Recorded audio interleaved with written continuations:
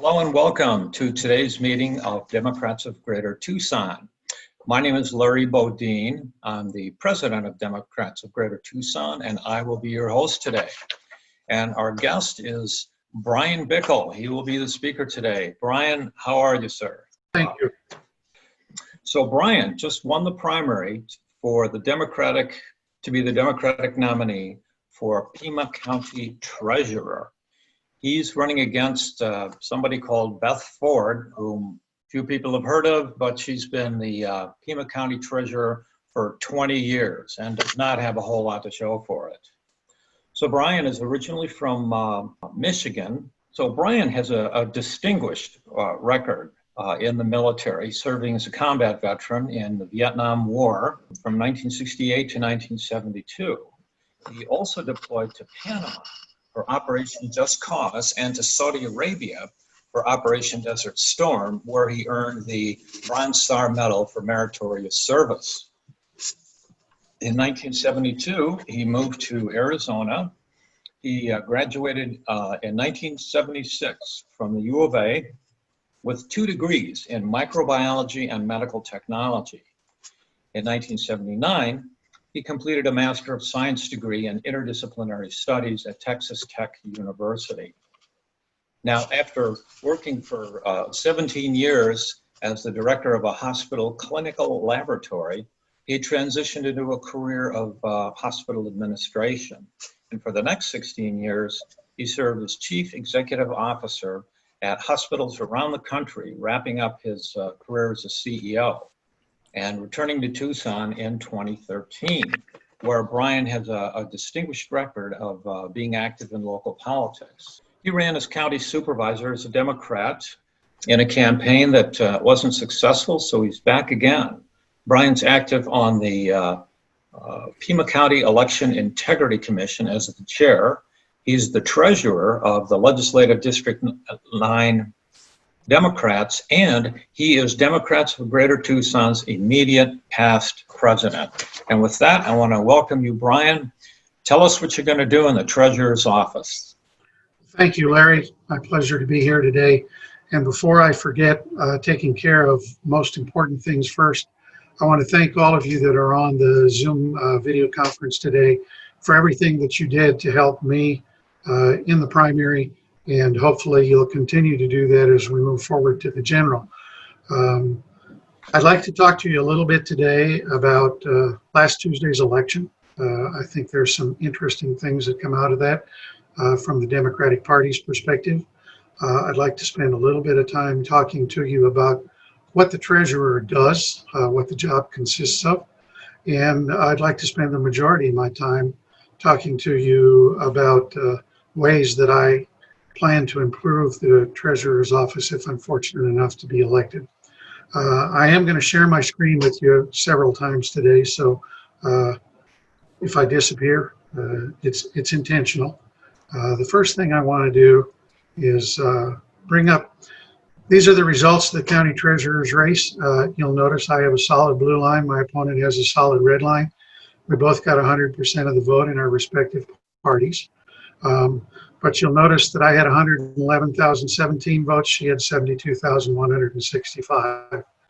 But a nice bit of information that comes out of here, when you eliminate the bars and go to voter type, you'll notice that less than 5,000 Democrats voted at the polling place, but 106,000 voted early, which means our campaign to get people to get on the PEVL, and if they didn't want to get on the PEVL, at least request an early ballot for this election to minimize the effects of COVID-19 was very successful. Republicans, on the other hand, still had a little over 11,000 people at the polling place and 60,000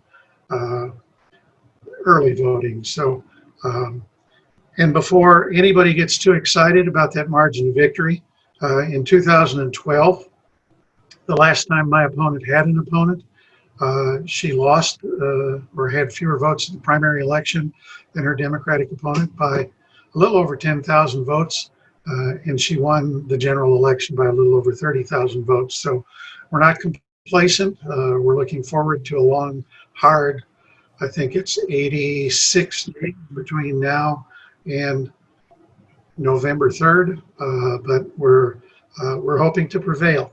In fact, I'm confident we're going to prevail. My opponent touts herself as being experienced, professional, and efficient, and certainly when it comes to county treasurer, she's got more experience than I do, but I've got as much treasurer's experience as she had when she ran 20 years ago, so I don't see that as a big issue. She is professional accountant. She's a CPA. I am not. She is the only CPA in Arizona that is a county treasurer.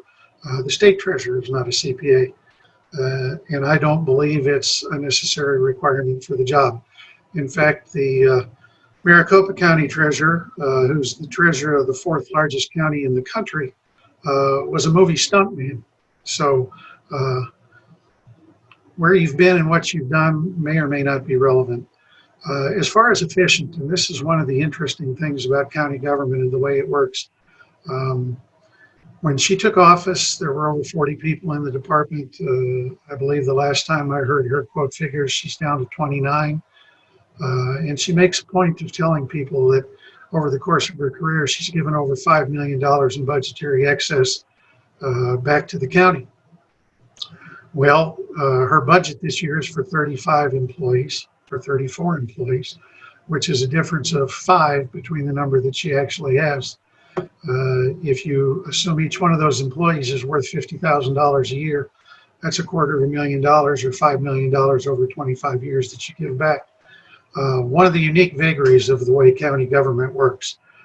Certainly in business, if I had no intention of filling positions, I couldn't budget for those positions. So I think the efficiency aspect of her claim is a little bit misrepresentative of what she's actually accomplished in the treasurer's office. So what exactly is it that the county treasurer does? The job of the county treasurer is defined in statute. And in a nutshell, the county treasurer is the county tax collector. As the treasurer, I'd be responsible for collecting all the taxes for everybody that levies taxes in Pima County. And I believe there's 96 different taxing districts. So there's a whole lot of people that are looking to the population of Pima County for tax revenue. And you function as the county's banker. After you get all that money, you're responsible for paying all the bills, making sure all the money ends up where it's supposed to be, and managing the county budget. And if you understand how taxes are collected, they're basically collected twice a year, once in December and once in April or May. So you get a big bolus of cash in the fall, and you get a big bolus of cash in the spring. And obviously, the government runs 12 months out of the year, so you've got to manage that money while you're waiting to pay the bills. And one of the ways that the county does that, as well as the state, is they invest that money and try and make a little bit of money. So that is the treasurer's office in a nutshell. One of the things that I did talk about was investments, and yes, the county treasurer is responsible for investing our money. And if you go to the website, this is the Pima County Treasurer's website, and under additional services, you'll see a drop-down menu for investment information. And if you click on that box and go down here to the investment report,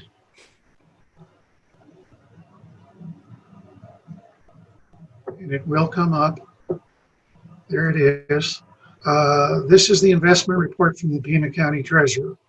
Now, when I was working in hospitals as a CEO and a CFO, we always looked at something like this and said, this is a DRIP environment. And what do I mean by DRIP?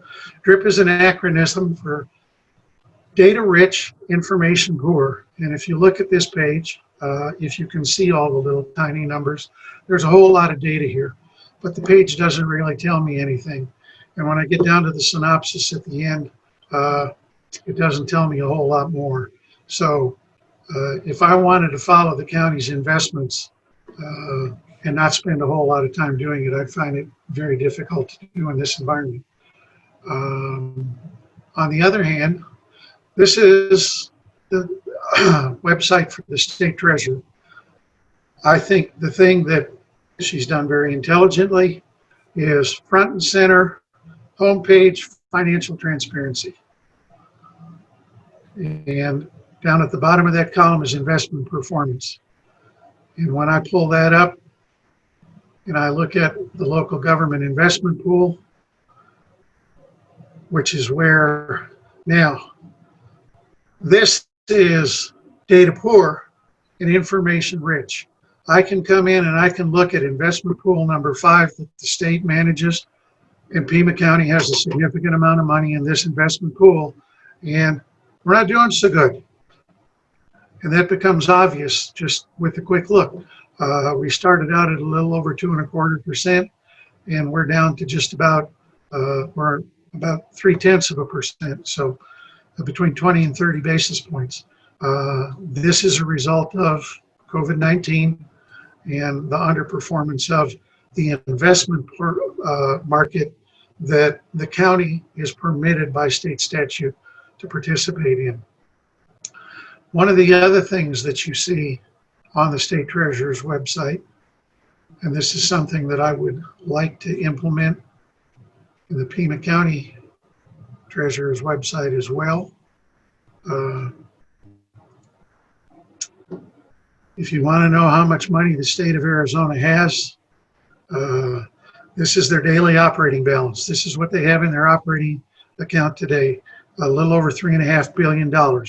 And that's real time. And you can go back and look at it every day just by rolling over the graph. That's the week. These are the months. And if you watch as I roll back and forth, the number down at the bottom changes. You can go back several months on here. So good information, especially if you like following that kind of thing. And the other thing is expenses and revenues. And everybody wants to know, where does my money come from? Where does my money go? These are your expenditures by type. And if you'll notice, the biggest expense the state has is aid to organizations, other operating expenses. Aid to other organizations, that's basically state shared revenue. That's money that comes back to the cities and the counties. And you'll notice that it's a significant portfolio that has money flowing through it, a little over $41 billion. That's a sizable piece of change. The state budget is about 12 to 13 billion, but that's the state budget as it is compared to taxes. I find this information to be very informative, especially when I want to make an argument against doing something or not doing something financial. You'll find nothing like this on the Pima County Treasurer's website. So that's something that I want to implement. I think it's just a good idea. And we'll get rid of all of that. Those are some things that I think present us with opportunity out there. One of the things that I've campaigned on for the entire time that I've been campaigning for this office is bringing service back to public service. I'm a strong believer in the fact that people that get elected to public office have an obligation to work on behalf of their constituency. It was interesting. I had a conversation with somebody last week and they said, well, you need to explain people that you're not only going to serve the County Board of Supervisors, you're going to serve the taxpayers as well. And I think it's important to understand that I don't serve the Board of Supervisors. If I serve anybody other than the constituents, I serve the state legislature. As an independently elected official, I do not answer to the Board of Supervisors. I provide a service for the Board of Supervisors, but I'm not beholden to them in any way, shape, or form. Just like the sheriff, the assessor, the county attorney, the superintendent of schools are not beholden to the Board of Supervisors either. They all do provide a service to the Board of Supervisors in the capacity that the Board of Supervisors has for running county government. I think It's important to educate the electorate, as Larry pointed out, or I guess the way he said it. I'm running against somebody by the name of Beth Ford. I think it's a little bit of a tragedy that people aren't familiar with who their county treasurer is.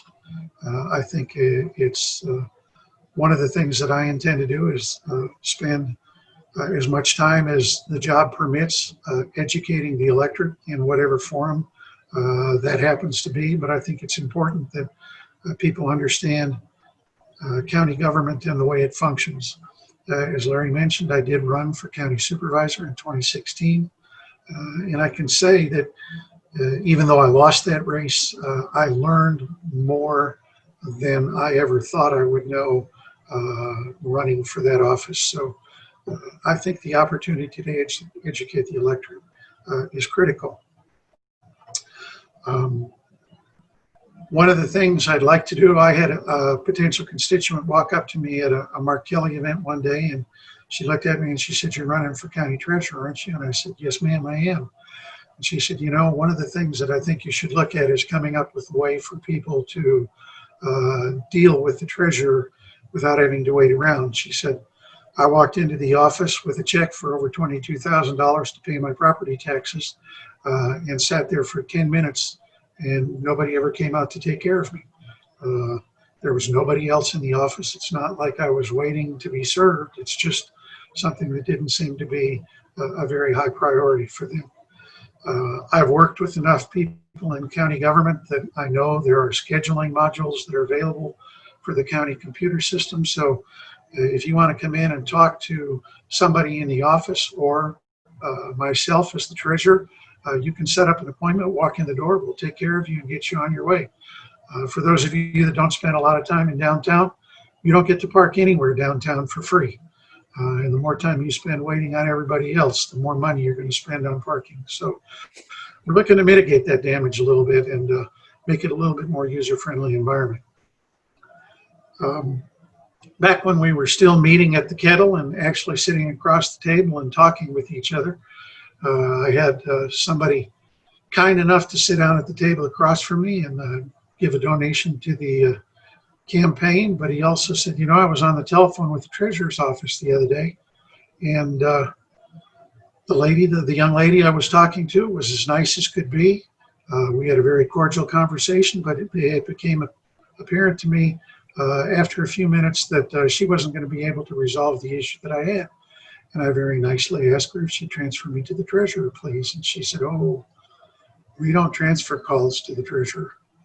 He said, "Yeah, but she told me during her campaign that if I ever needed any help, just call her up and she'd take it." "Oh, no, we don't transfer calls to the treasurer." So I said, you know, it's one of the things that the Democratic candidate for sheriff and I share in common. I would have a public cell phone number. That cell phone number would be public. And I can't promise you that I'll answer it every time. I may be tied up in a meeting, but it will have voicemail on it. Leave a message and I will get back to you. I am not bashful about talking to constituents, regardless of political party. Again, I believe we're there to serve. You know, another thing I want to do with the phone system is come up with a way that you don't spend literally minutes, 10s, 20, 30 minutes on hold waiting for somebody to receive your call. And I think most of you might feel like I do. One of the most frustrating things you get is, you know, your call is very important to us. Please stay on the phone and we'll get to you as soon as we can. Well, if my call is so important, answer the phone. But, you know, in organizations, particularly the one that I dealt with more than any other right after COVID started was Zoom. And there was no way I was going to wait for 10 hours on hold for somebody from Zoom to answer my phone call. But they had a system where you could put in your phone number and they would call you back so you could carry on about your business doing whatever needed to be done. The opportunity to do things to make the office more efficient, I think, is significant. I believe they can all be done. I can't promise they'll all be done. There may be some constraints that I'm not aware of that keep those things from happening. But I can tell you that if you're not willing to have the conversation with somebody, they'll never happen. From a constituent services perspective, last May, after the COVID-19 situation got pretty dire, there were a lot of people that were concerned that their property taxes were going to become delinquent on May 1st. Several of them did. The current county treasurer was very concerned about it, and she wrote a memo to Chuck Huckleberry asking for his support. She didn't get much from him. Not to fault Chuck, but there's nothing that the county administrator could do to alleviate the problem that they had. By statute, one of the opportunities for constituent services that the county treasurer has is for people that have property tax delinquencies or anticipated property tax delinquency. She can set those people up on a payment plan, not to exceed 36 months, but 3 years is a long time to pay your taxes over time and avoid having your property taxes sold at a tax lien. She made no effort to do that, and I got an email from somebody through my campaign website that said, you know, why can't we have a payment plan like some of the other counties in Arizona have? And I said, well, we can't have it because the county treasurer has no interest in having it. It's not a requirement. The word in the statute says she may set up a payment plan. It doesn't say she must. It said she may. And right now, she chooses not to do so. So I think, and I'm committed to, if we get to the point where property taxes are in danger of becoming delinquent, certainly the treasurer knows who those people are going to be. And I intend to be proactive in reaching out to those people and say, you know, if there's something that is going to be a problem for you where it would benefit you to set your taxes up on a payment plan, come in and talk to me about it, and we'll do what we can to mitigate the damage to you personally. The other thing for people that don't like paying property taxes twice a year and aren't real good at saving the money that they need to have in order to be able to pay them in a lump sum, you do have the ability to make partial payments. The only stipulation to a partial payment, it has to be at least 10% of the taxes due. So, you know, if you're paying taxes twice a year and you know what they're going to be, divide that number by 6. That's going to be more than 10% of your taxes due, and go in and pay your taxes on a monthly basis. There's a lot of opportunities to make property tax a significantly lighter burden than it is the way it's currently set up. So there's some things that I certainly want to take a look at doing. Am hopeful and cautiously optimistic that I can get all of them implemented. But this is something that I think is an opportunity to make the treasurer's office more than just being the tax collector and the banker for Pima County. So again, I'd like to say thank you all for all the support that you've given me as we went through the primary campaign. I'm cautiously optimistic that we can pull this one off, but I'm not resting on past success. We're going to go out for the next week or two and relocate some of our campaign signs, which I hope you've seen. And if you haven't seen one, you should see one over my right shoulder. And hopefully for you, it's readable. For me, it's backwards, but that's the way Zoom functions. So other than that, again, thank you for your support. My name is Brian Bickel. I am the Democratic candidate for Pima County Treasurer.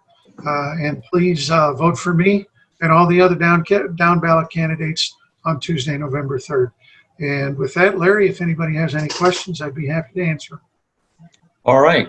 We do have a couple of questions. I'm going to call on Jeannie Christie. Would you please unmute yourself, ask your question? Yeah. Hi, Brian. Hi, Jeannie. It's in regard to the payments. And, you know, the treasurer's office presently sends out one notice a year in September. And, you know, that makes it difficult even for 2 payments a year, you know, because by the time May comes along, people seem to forget things. I pay my taxes Now that I don't have a mortgage, I pay them once a year in September. But I think it would be really convenient for a lot of people if the treasurer's office had a system that they could deduct monthly payments, as so many other organizations do. Do you see anything like that being possible? Certainly a discussion that I'd be willing to have. So much of the tax collection process is defined in state statute. I think it's interesting you brought up a point, and you brought up the fact that the treasurer sends out tax statements once a year. Actually, the treasurer doesn't send out tax statements. She used to. And one day she walked into the county administrator's office and said, you know, the law requires me to collect the taxes, but it doesn't require me to send out the statements, so I'm not going to do it anymore. So county administrator, county finance department is actually the ones that are not responsible for, but they're the ones that currently send out the tax statements. So, but yeah, I've thought about that.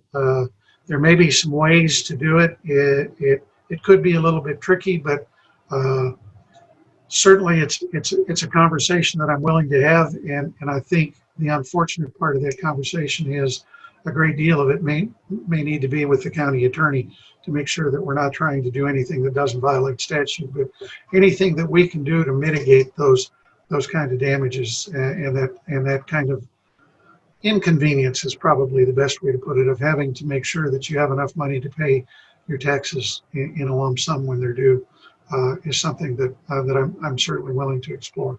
We have a question from Steve and Christina Early. Okay, great. Hi, Brian. Congratulations on winning your primary. The question I have for you is, at the beginning of your talk, you talked about the current treasurer. It has a budget for approximately 35 employees, but you think there's only like 29 employees in the department or in the office, and there's issues with phone calls not being taken and customers not being taken care of, or when they come in for their issues. Is that because it's understaffed and the treasurer would rather give that money back to the county and say, look, I did such a great job? What's the deal there? What the deal is I don't know. I can tell you it's not a function that's unique to the treasurer's office. It's a function of the way county government runs.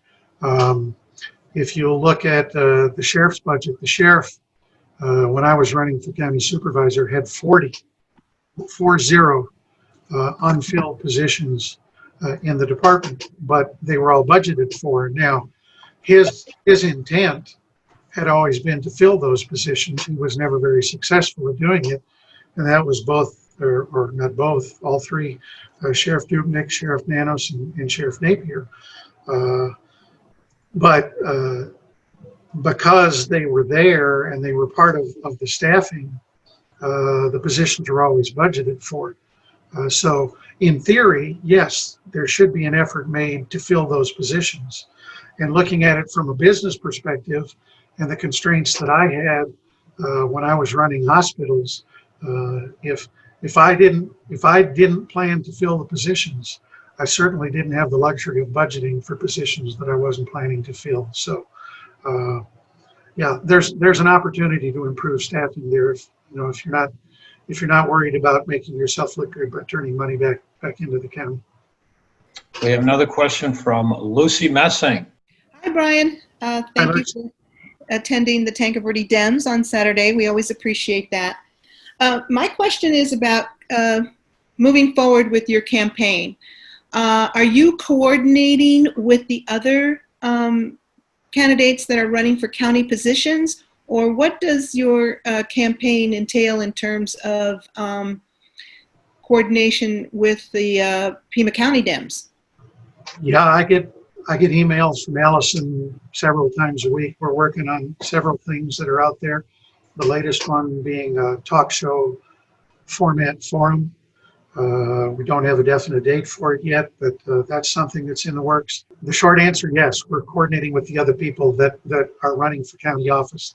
And as I think everybody is aware, the county attorney has no Republican opponent, nor does the county assessor or the county superintendent of schools. So it's the county recorder, the county sheriff, and the county treasurer. We've been in contact with Gabby, who's running for county recorder, Suzanne Druby, who is running for county assessor, and even though she doesn't have a Republican opponent, she's willing to do whatever she can to help the rest of us. And you know, Dustin's willing to do whatever he can for anybody. So by all means, we're working with anybody that we can. Unfortunately, you know, there's not a whole lot that's going to be done live and in person. Most of it's going to be in the format that we're doing it today. I think, and I'm cautiously optimistic, that Arizona may, and I use that word cautiously, may be turning the corner on COVID. And if we can get everybody to keep it up for another 2 to 4 weeks, we might actually get somewhere near what we used to think was normal. But I'm certainly willing to put up with this environment to beat this problem once and for all. Okay, next we have a question from Kathy Ramage-White, our membership director. Hello there. I know you're doing well because I've been listening to the full conversation. Now, because I use them, if I didn't have a mortgage, I would get my bill to pay. Could I use a credit card? The short answer is yes, you can. But if you pay by credit card, as most of you know, the merchant that takes a credit card pays a fee, a credit card transaction fee to the credit card company for the convenience of providing you, his customer, using that credit card. By statute, the county can't do that. So if you pay by credit card, you as the taxpayer are going to pay that credit card fee, and that credit card fee tends to be about 3%. So if you're paying a tax bill of $2,000, you're going to pay about a $60 credit card payment fee on top of that. So yes, you can pay by credit card, but there is a credit card fee. I believe you can also pay by e-check, and I think the county charges a small flat fee for an e-check, but there's certainly opportunities with banks out there to make that no cost. But there's several options available to you, but the caveat to the credit card payment is the fact that if you pay by credit card, you as the taxpayer are going to pay the credit card fee, not the county as the merchant. All right, we have a question from Linda Gibson. Brian, I'm new to Arizona. Welcome. Just migrated here this last year. And the question I have is, where can I find out how county government runs? I'm interested in being more active in politics, but I'm stumped at all this difference between where I was before and how this place works. Is there an 8th grade textbook or something that I could borrow? I don't know, but if you find one, please let me know. I'd like to read it as well. What I found most informative is the county, is as far as county government is concerned, if you really want to know. And it's difficult now. I believe they're meeting in person on a limited basis. But the County Board of Supervisors meetings, which usually occur on the 1st and 3rd Tuesday of the month at 9 o'clock in the morning, tend to be a very informative place to find out how different arms of the county interact with each other. The County Board of Supervisors are essentially the elected officials that run the county. So they pretty much control everything. But I'd refer you to the county website, but it's nothing near what I would call an 8th grade primer on how county government functions. But it can be informative, but it's not the easiest place to navigate around to find what you're looking for. All right. We have a question from our Democrats of Greater Tucson Treasurer, Steve Linder. Steve, would you unmute yourself and go ahead and ask Brian your question. Okay, hi Brian. I guess I'm interested in moving forward, and what do you need from us, or what can we do to help support you? Do you need financial help, or what else would do? And if are you accepting contributions? And just let me know what's the best way to support you going forward. Okay, thank you for the question. You make the ask real easy. I had this conversation with Kathy before the meeting started.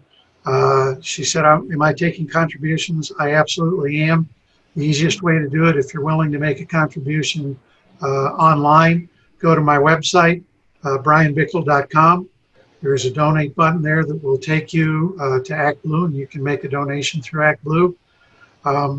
If you prefer to do a paper check, you can mail it to my campaign address, Bickel for Treasurer, P.O. Box 65791. Zip is 85728. Again, the P.O. Box number is 65791, 85728. And yes, donations are always appreciated, encouraged, and gratefully acknowledged. And it's like I told Kathy before the meeting, there is no such thing as too much money in politics. So we appreciate that.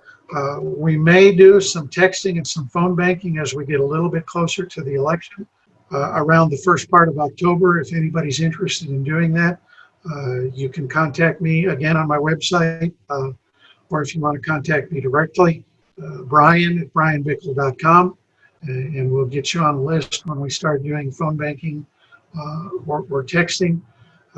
Probably nothing as far as lit drops. Certainly no canvassing. Nobody wants to go door to door yet. And it's just something, this is a little bit of an unusual campaign environment. If you happen to run across any of my signs that the opposing party has seen fit to put a piece of tape on the backside with Trump on it, just peel the Trump off and leave it so it's my name on the front side. I'll show you what they look like. I have one out in the garage.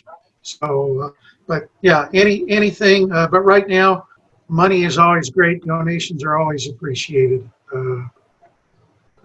But thank you for the question.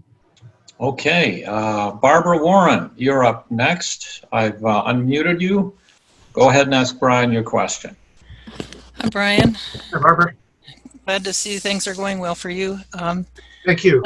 My question is about how the county treasurer's office interfaces with the county assessor's office.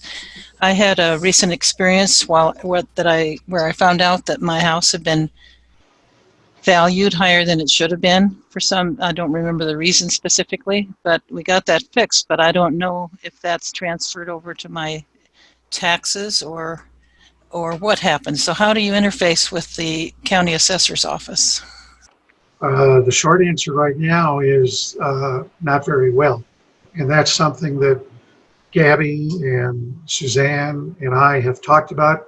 If we're all fortunate enough to win our elections, is to come up with a much more vibrant interface between the recorder, the treasurer, and the assessor. As far as your property valuation, and it's interesting, and I believe I covered the property valuation thing in my Tax Talks episode 3, which is a YouTube video that's out there if you'd like to listen to it. But property value is there's actually two values on your property that the assessor puts there. One is limited property value, and the other one is actual cash value. Limited property value is what your taxes are based on. And by statute, that number can't go up more than 5% a year. And by statute, that number can never be greater than the actual cash value. So if your actual cash value is less than 5% more than your limited property value, your taxes can only go up that incremental difference. If your actual cash value is greater than your limited property value, then your taxes can only go up 5%, or your your property value, your limited property value can only go up 5%. The other thing is when you're dealing with property taxes, your property value can go up or down, but the tax levy can go up or down as well. And the Board of Supervisors sets the levy, and the levy is based on the budget, the value, and the levy. And you take the valuation, multiply it by the levy to get the amount of money that you're going to need to have enough money for to service the county's budget. So the fact that your property value is up or down doesn't necessarily mean that your taxes are going to go up or down. All right, thanks for that, Brian. We now have a question from Paula Schlesberg. I'm going to ask you to unmute yourself and go ahead and ask Brian your question. Thanks. Hi, Brian. Hi, Paula. In the description of some of your positions and hopes for this position and that I read beforehand that was sent out by DGT, you mentioned that you were hoping to use public banking for one of the functions, and I apologize, I've forgotten what exactly it was going to be for, but I wonder if you could talk a bit about how you would hope to use public banking and how that would come about.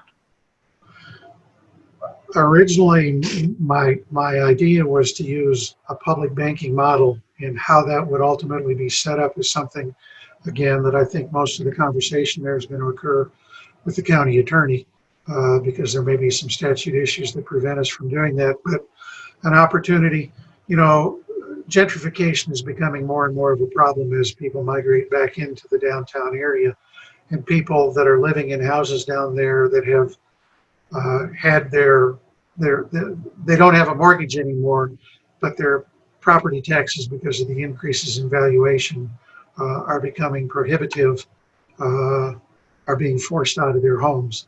There currently is a program, again, one of those things that unless you sit down and read most of the statutes, you may or may not know about.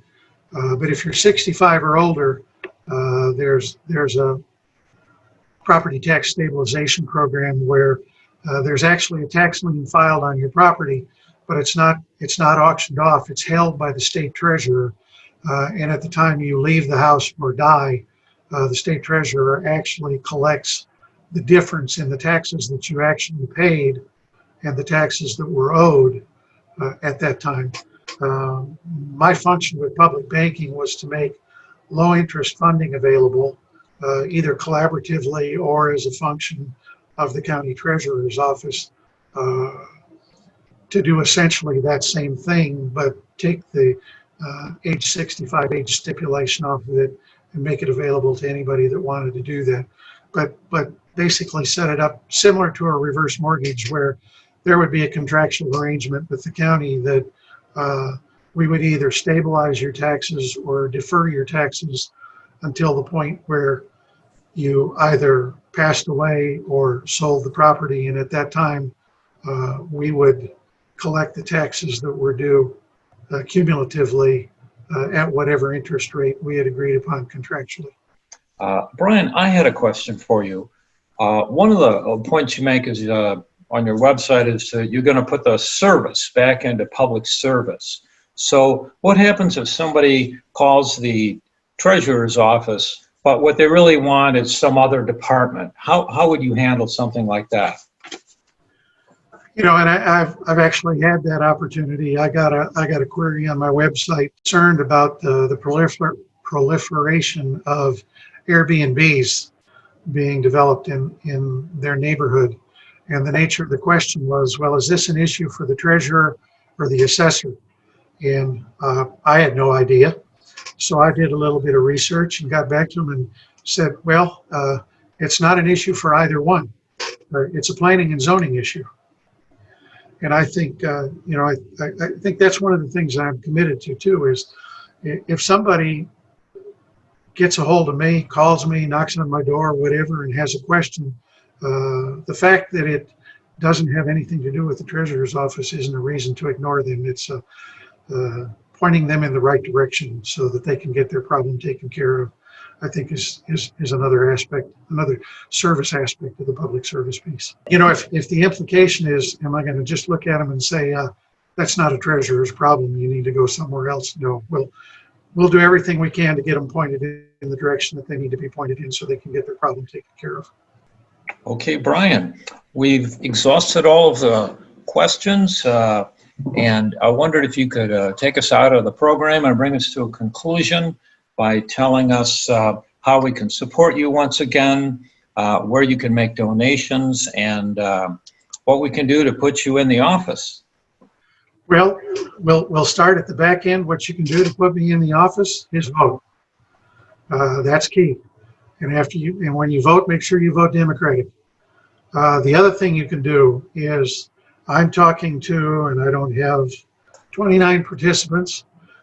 If all 29 of you would go out and tell 5 of your friends to vote Democratic, and in particular, in my case, vote for Brian Bickel for Pima County Treasurer.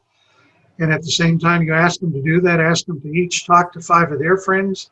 By the time we get that moving down, I think it has to go down about 6 or 7 levels to talk to 500,000 people in Pima County, which should be most of the registered voters. So this campaign is a unique campaign. It's word of mouth, whether it's in person or over the internet. So anything you can do there would be greatly appreciated.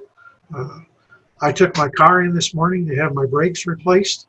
And for those of you that have never seen my car, I've got big signs on the doors. And my wife said, well, are they going to have it finished before you have to talk to DGT? I said, I don't know. I don't care. It can sit outside in their parking lot. Let everybody going down Oracle Road look at the doors. We've got mobile publicity there. So, but again, if you want to make a donation, brianbickel.com is the website. There is a donate button there. If you're on ActBlue, I don't have the ActBlue address. That secureactblue.com gets to be a little bit cumbersome. The easiest way to do it is just go to the website. And again, talk to anybody and everybody that you can. Encourage people to vote.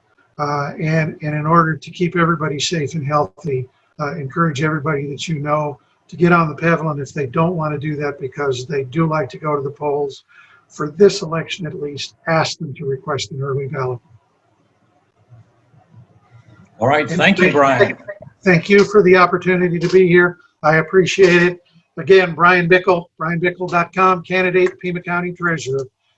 All right, look forward to voting for you, Brian.